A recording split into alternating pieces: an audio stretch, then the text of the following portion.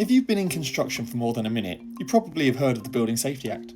And if you haven't, maybe stick along anyway, as we dive into what exactly the Building Safety Act is. This legislation is a landmark in building safety, a fundamental shift in how buildings are designed, constructed and managed. It was introduced in response to the Grenfell Tower tragedy in 2017, with its main aim being to improve the safety and accountability of buildings, especially high-rise residential ones. You can think of the Act as being built around 4 core pillars. See what I did there? The first is the introduction of the Building Safety Regulator.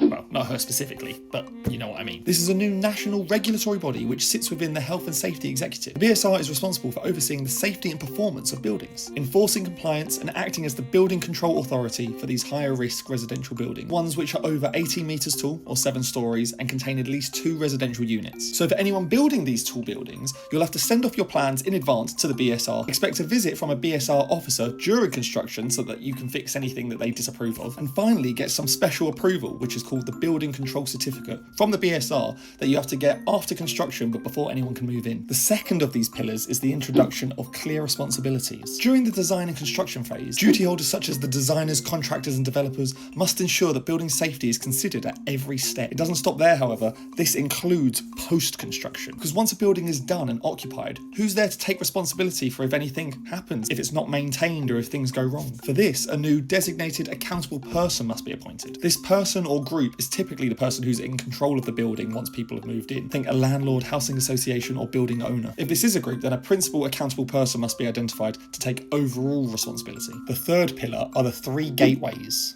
Okay, 1, 2, 3. You can think of these as the 3 major checkpoints for these high-rise residential buildings. Gateway 1 happens at the planning stage and ensures that fire safety is considered right from the beginning. Gateway 2 is after planning but before construction. Developers must get approval from the BSR to prove that their designs meet safety requirements. And finally, Gateway 3 happens at the end of construction once it's all said and done. The BSR checks what's been built is what matches the plans that they agreed on. After that, they can get a building control certificate. If plans are changed at any part during that process, they have to be taken back to the BSR to get approval again before you can move on to the next gateway. These gateways are about making sure that safety isn't just an afterthought, it's considered at every single step. And finally on our list is the golden thread of information.